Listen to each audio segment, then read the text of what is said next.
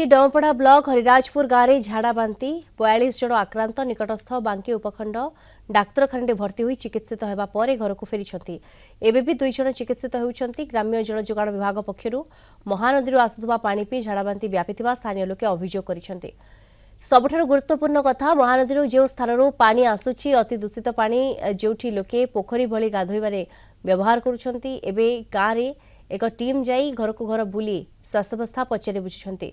महानदी जो पीवा पानी पई आसुछि सेई पानी को परीक्षा पई पठा जाइछि। एबे स्थिति अधिक व्यापिले तुरंत पदक्षेप नियाजिबो बोली बांकी उपखंड चिकित्सालय अधीक्षक डाक्टर बनवासी बेहरा सूचना दैछंती।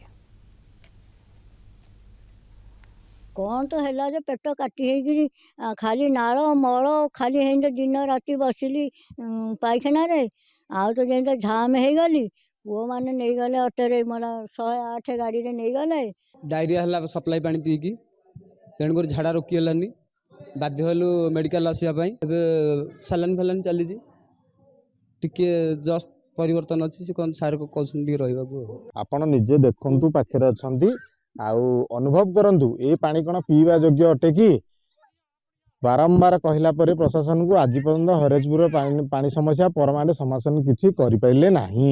आम मेडिकल टीम जाई तुरंत खबर पाइला परे चिकित्सा आरंभ कर दैछंती।